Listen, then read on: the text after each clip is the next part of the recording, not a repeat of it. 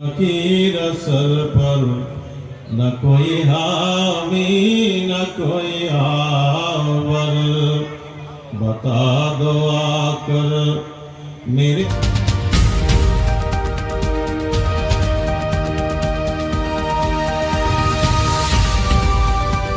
Channel Balkhali সমগ্র বলখালি জুড়ে। চট্টগ্রামের বোয়ালখালীতে পবিত্র ঈদে মিলাদুন্নবী সাল্লাল্লাহু আলাইহিসসাল্লাম, ফাতিহায়ে ইয়াজদাহুম ও আওলাদে রাসূলুল্লাহ সাল্লাল্লাহু আলাইহিসসাল্লাম, হযরত সৈয়দ মারুফ ও সৈয়দ কুতুব রাদিয়াল্লাহু তাআলা আনহু প্রকাশ হাওলা মামা ভাগিনার বার্ষিক ওরস শরীফ অনুষ্ঠিত হয়েছে।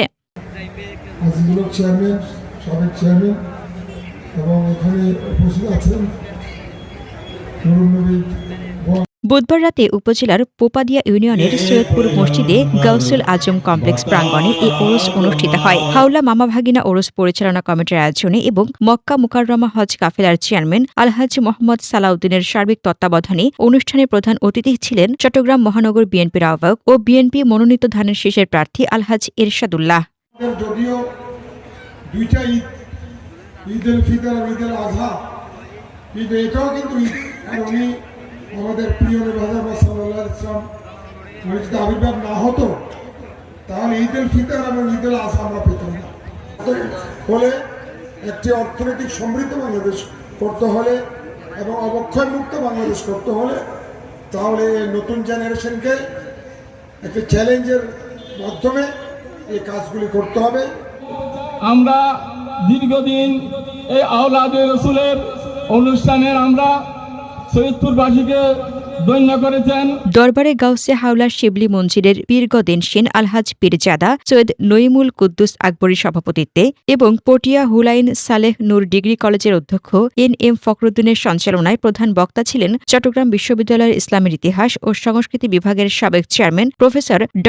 এ.এস.এম. বোরহানউদ্দিন। বিশেষ অতিথি হিসেবে উপস্থিত ছিলেন কদুরখিল আব্দুর রহমান খলিফা জামে মসজিদের খতিব মাওলানা ফরিদুল আলম রিজভী, আজিজুল হক চেয়ারম্যান হাজী ইসহাক চৌধুরী, নুরুন্নবী চৌধুরী, মেহেদী হাসান সুজন ও প্রবাসী ইউআই শেখ আলহাজ জাগির হোসেন শিকদার সহ আলেম ওলামা ও গণ্যমান্য ব্যক্তিবর্গ। বক্তারা বলেন, এদেশে ইসলাম প্রচার ও প্রসারে আল্লাহর অলিদের অবদান অপরিসীম।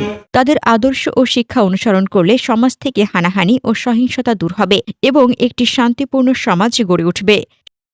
কবরের মধ্যে আমি হায়াতুন নবী তার মেহমান হয়ে জান্নাত পর্যন্ত বরজখের জীবনটা তার জন্য সহজ বানিয়ে দেব।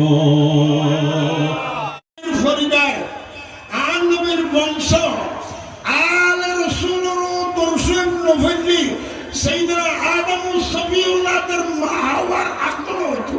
সুবহানাল্লাহ। এবারে হবে আল মানে আহলে বাইত। ইয়া বুঝা গেল না?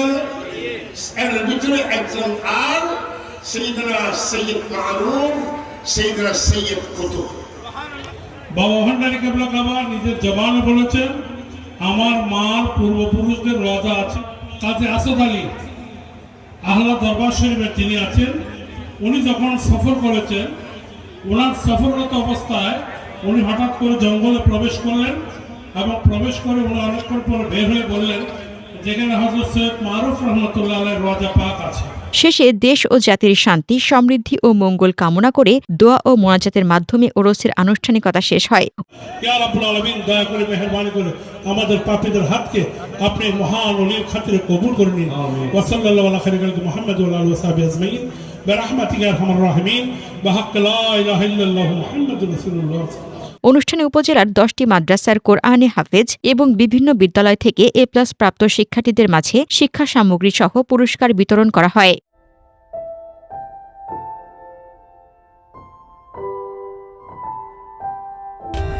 For more updates, subscribe to our channel, click the show links and enjoy watching the videos.